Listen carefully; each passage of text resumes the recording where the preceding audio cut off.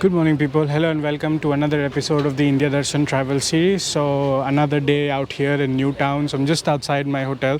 It's almost noon now, so I was lounging around a little bit. Also wanted to speak to the receptionist to get some ideas of the places I could visit. So I was trying to wait for him to arrive. So got some ideas for today. A couple of revered temples around town that I could visit.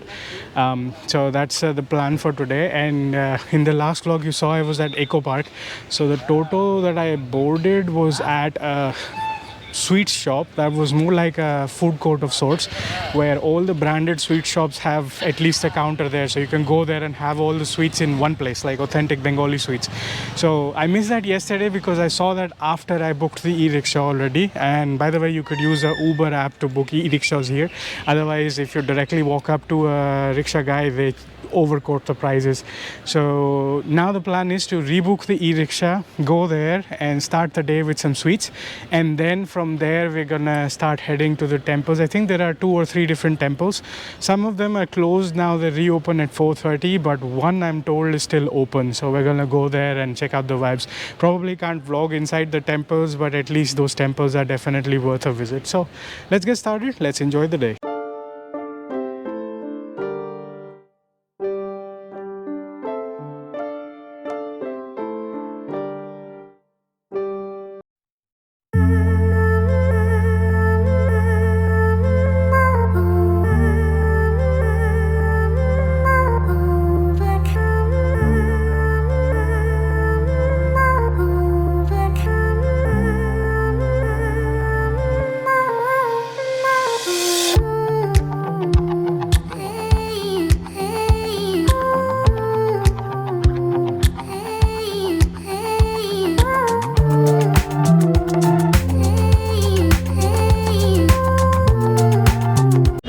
Alright, so after the short and sweet 20-minute ride chit-chatting with the e-rickshaw rider, finally came here to Mishti Hub. So I was here yesterday. This is near gate number 4 of the Eco Park. So that is already the Eco Park boundary. And as you can see, this is like a literal hub of all the branded sweet stores in one place. So it's a good place to be at. Perhaps the sweets are slightly expensive out here if you were to go to an individual store, but if you end up paying the Toto to hop around stores anyway, I think this is the cheaper way to do it. I also learned something very interesting from the, well, e-rickshaws are called Totos here. So the Toto driver was telling me that there is this Toto union out here that is anti-Uber, because Uber doesn't pay them enough because they deduct their own commissions, so they don't want the Toto riders to pick up rides at all. And it gets even worse if you pick up a ride online. So basically, if you have an online payment, most of them are going to decline the ride for you. So if you have a cash payment, the odds of getting a ride improves slightly. So it's like a very interesting concept, anti-Uber and anti-online payments. But anyway, I got the job done, switched the mode of payment, and then eventually the 7th or 8th ride got picked up, and then I got here. So yeah, it's all hot and sunny today. It's not cloudy, so I didn't feel like walking. Let's go inside, check out the variety of sweets in there.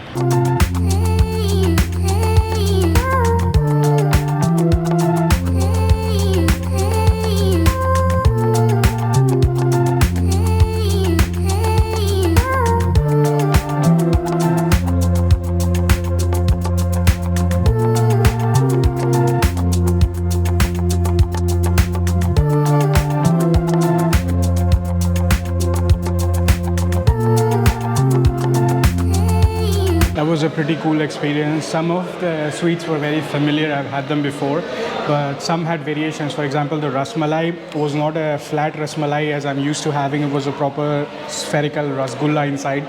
And there's also the baked rasgulla I tried, which is kind of like crème brûlée, but it's made out of rasgulla, so it was a very unique experience. Anyway, done here. Gonna be high on sugar for a while now. So let's move to the next destination. Dakshineshwar temple, I guess, is still closed until 3:30 or something. But let's start moving there and try and see if we can do the darshan at some point. Let's also try and understand how we can go there.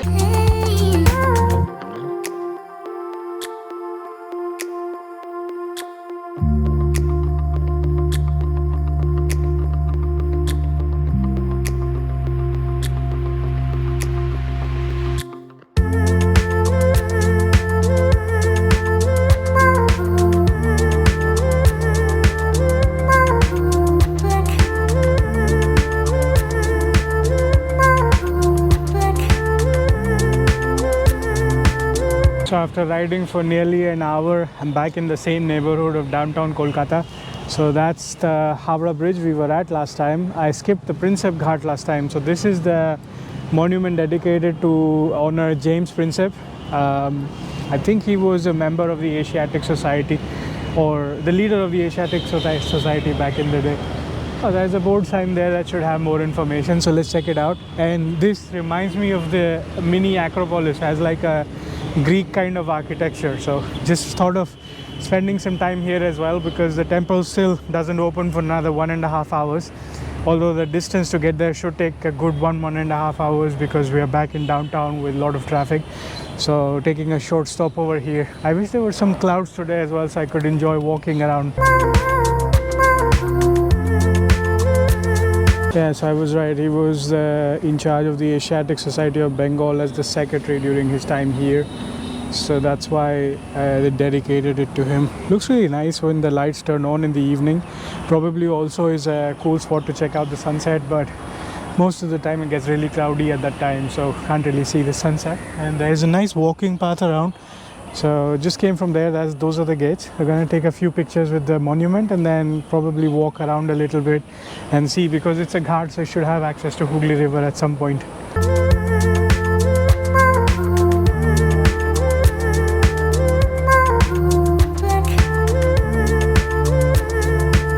Found some friendly locals while I was making the vlogs and taking a couple of selfies with the monument, and they helped me take a few pictures.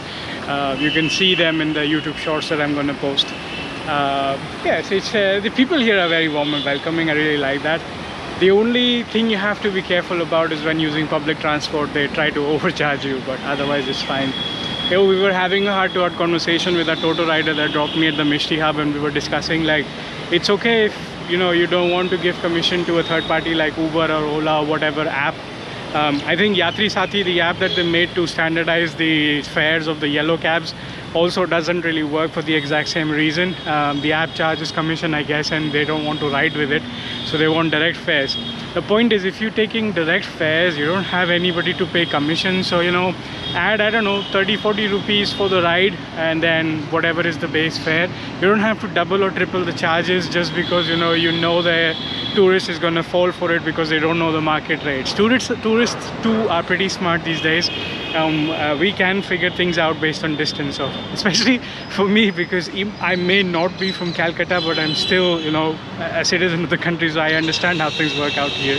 So fun stuff. Anyways, so yeah, it's like the clouds are coming and going. Had a couple of good pictures, so let's take a walk around and enjoy the views of the Howrah Bridge and Hooghly River. Oh, that's really cool. Behind me was the monument, and there's actually a railway station dedicated to it. You have railway tracks here. Not sure whether it's for the local train or some long distance commuter train also passes through here, but there's a railway station if you want to come here using the train. So we're gonna walk across, and I see there are people sitting by the waterside over there by the Hooghly River, so we can enjoy the views.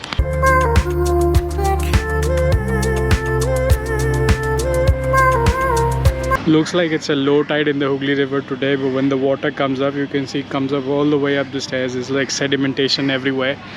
It's like a different view of the Howrah Bridge here as well. Pretty cool views. I think these are fretliners. Nice stuff. I'm gonna walk around the path here to try and see if we can see some other angles of this place. They have plenty of time to kill anyway.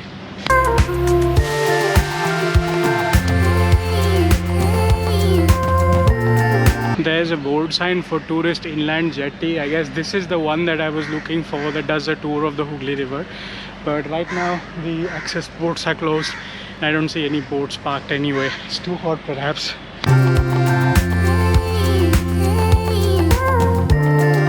These, I'm guessing, are the private boats that take you on a tour of the Hooghly River. And then that next harbor is for the Indian Navy.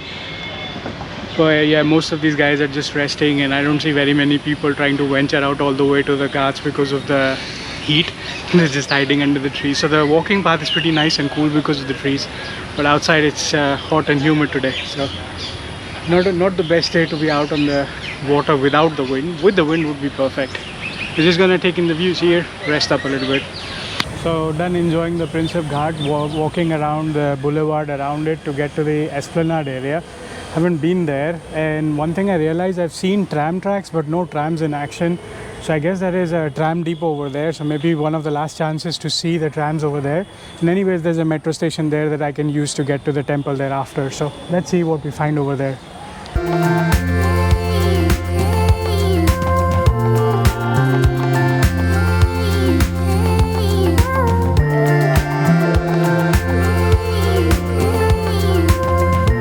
Made it to Esplanade, where on the maps it shows it's the hub of the trams. I do see the tram tracks, but there's like a whole bunch of construction renovation going on around, so I don't know what's happening. But anyways, that's the Green Line metro station. We're gonna get on, and it's 3 p.m. so we're gonna get to the Dakshineshwar temple, and then we're gonna do the waiting stuff over there if we have to wait for the doors to open. But let's get going.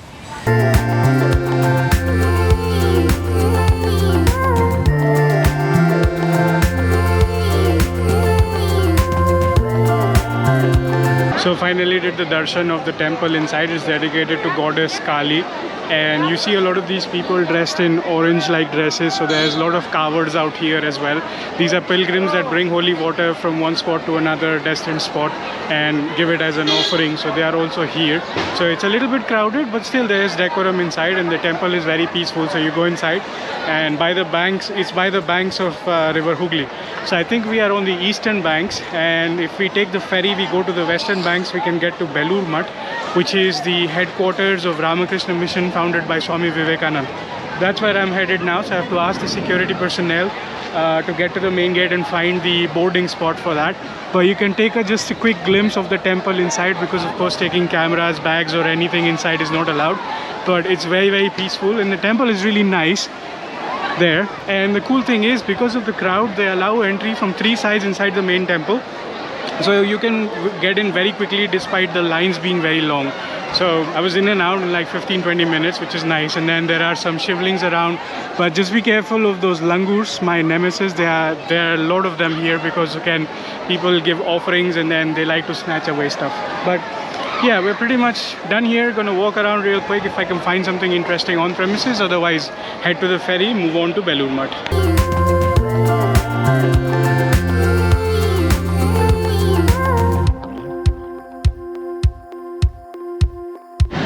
Oh, this is cool. There's a food plaza, and I think those are accommodations up top. So they've built like a mini township out here, so people can come and stay here, dine here, do the darshan, and then leave when they're satisfied. This is nice. Let's go closer to the food court and see what they have on offer. Those are pure vegetarian restaurants that serve sattvic food, so no onion, no garlic, kind of plain, nice sattvic food inside if you want to go dine in. I am still full from the sweets, so we're gonna go look for the ferry and take a boat ride before it starts to rain crazy.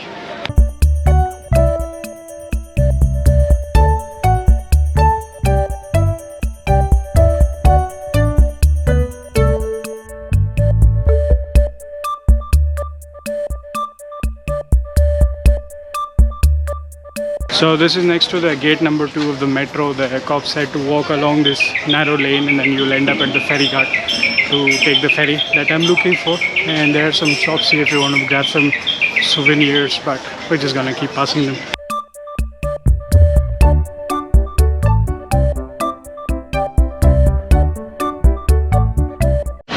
Oh, and by the way, at the entrance there are lockers for you to deposit your shoes and bags. So shoes were 3 rupees for a single pair, and the backpack, you just put the mobile inside, was 13 rupees for the backpack. So that's something that you'd have to pay in cash. They don't accept online payments or cards or anything of that sort, and preferably bring small change, because they get pissed off if you hand over a 500 rupee note for something like this.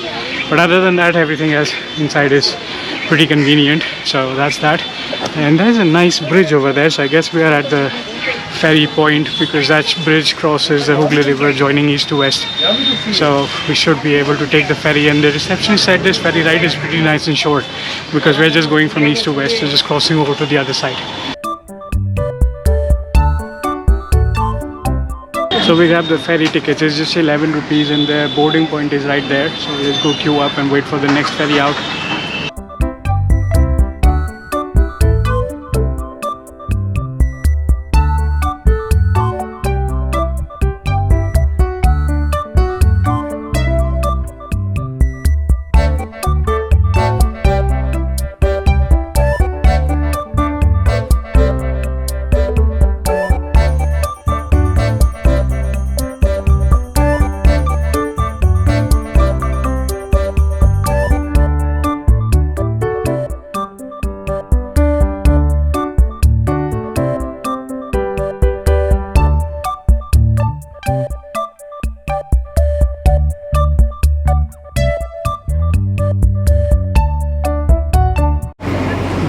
course, that's the Belur Mutt. We're starting to see it already.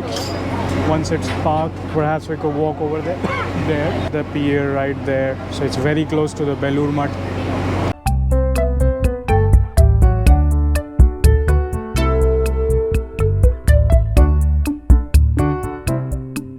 Right, so finally made it to Belur Mutt. This right here is the campus. Inside photography and videography is not allowed. So we're gonna keep the camera inside and this vlog here. And I hope you enjoyed this vlog, and in the next vlog we'll be on the move. Until then, this is the Rustic Wanderer signing off. See you again the next time.